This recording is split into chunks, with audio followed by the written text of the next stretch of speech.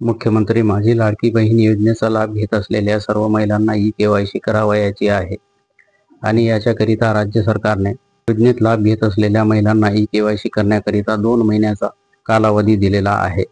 तर ही लाडकी बहीण योजनेची ई-केवायसी करण्याची मुदत 18 नोव्हेंबर 2025 ला समाप्त होत आहे। म्हणजेच मुख्यमंत्री माझी लाडकी बहीण योजनेचा लाभ घेत असलेल्या लाभार्थी महिलांना ई-केवायसी करण्याकरिता केवळ 7 दिवसाचा कालावधी बाकी राहिलेला आहे आणि या राहिलेल्या 7 दिवसांमध्ये मुख्यमंत्री माझी लाडकी बहीण योजनेची ई-केवायसी करणे अत्यंत आवश्यक आहे। अन्यथा ज्या महिलांनी ई-केवायसी केली नाही अशा महिलांचा मुख्यमंत्री माझी लाडकी बहीण योजनेचा लाभ बंद होईल। तर योजनेचा लाभ बंद होऊ नये याकरिता दिलेल्या मुदतीच्या आत ई-केवायसी करून घ्यावयाची आहे। ई-केवायसी कशी करायची आहे याविषयीचा सविस्तर व्हिडिओ अगदी सोप्या पद्धतीने तुम्हाला ई-केवायसी कशी करता येईल याची सविस्तर माहिती व्हिडिओमध्ये दिलेली आहे।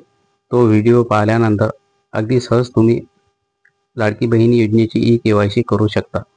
व्हिडिओची लिंक डिस्क्रिप्शनमध्ये दिलेली आहे। डिस्क्रिप्शनमध्ये जाऊन लिंकवर क्लिक करून तुम्ही तो व्हिडिओ पाहू शकता। मुख्यमंत्री माझी लाडकी बहीण योजनेची ई-केवायसी करण्याकरिता राज्य सरकारने एक जी-आर काढले होते। 18 सप्टेंबर 2025 ला तो जी-आर पारित करण्यात आला होता आणि त्या जी-आर मध्ये ई-केवायसी करण्याची शेवटची तारीख 18 नोव्हेंबर 2025 अशी दिलेली आहे। तर 18 सप्टेंबर 2025 ला जी-आर निघाला आणि त्याच्यानंतर मुख्यमंत्री माझी लाडकी बहीण योजनेचा लाभ घेत असलेल्या बऱ्याच महिलांनी लाडकी बहीण योजनेची ई-केवायसी केलेली आहे। परंतु आपण केलेली ई-केवायसी कंप्लीट झाली की नाही हे कसे पाहायचे? तर अगदी सोप्या पद्धतीने तुम्ही तुमच्या मोबाईलवर पाहू शकता की आपण ई-केवायसी तर केली, परंतु ई-केवायसी झालेली आहे की नाही ते लाईव्ह आपण या ठिकाणी मोबाईलवर पाहणार आहोत। त्या अगोदर तुम्ही जर चॅनलला सबस्क्राईब केले नसेल तर आर-पी-एस गाईड यूट्यूब चॅनलला सबस्क्राईब करा, घंटीवर क्लिक करा, ऑल नोटिफिकेशनवर क्लिक करा, लाईक करा, कमेंट करा आणि व्हिडिओला जास्तीत जास्त शेअर करा। अतिशय महत्त्वपूर्ण माहिती आहे, जास्तीत जास्त महिलांपर्यंत ही माहिती पोहोचावी याकरिता व्हिडिओला नक्की शेअर करा। तर पहा या ठिकाणी मोबाईलवर तुम्हाला कसे पाहता येते की आपली ई-केवायसी कंप्लीट झालेली आहे। सगळ्यात अगोदर गूगल ओपन करायचे आहे आणि त्या ठिकाणी टाईप करायचे आहे ladkibahin.maharashtra.gov.in। तर अशा प्रकारचा पेज तुमच्या समोर सर्च केल्यानंतर ओपन होईल। ई-केवायसी मुख्यमंत्री माझी लाडकी बहीण योजना हे पहा या ठिकाणी या ठिकाणी लाभार्थी आधार क्रमांक म्हणजेच मुख्यमंत्री माझी लाडकी बहीण योजनेचा लाभ घेत असलेल्या महिलेचा आधार क्रमांक या ठिकाणी टाकायचा आहे। आधार क्रमांक टाकल्यानंतर खाली दिलेला कॅप्चा समोर एंटर करायचा आहे।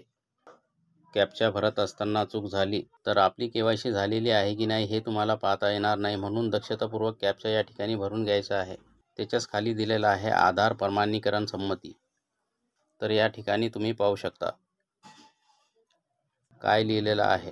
तर पहा या ठिकाणी काय लिहिलेलं आहे, मी वरील प्रमाणे घोषित सत्यापित करते की मुख्यमंत्री माझी लाडकी बहीण योजना संबंधित पोर्टलवर आधार क्रमांक आधारित प्रमाणीकरण प्रणालीसोबत स्वतःला प्रमाणित करण्यास व आधार आधारित प्रमाणीकरणानंतर माझा आधार क्रमांक OTP माहिती प्रदान करण्यास सहमती देण्यात माझी हरकत नसेल।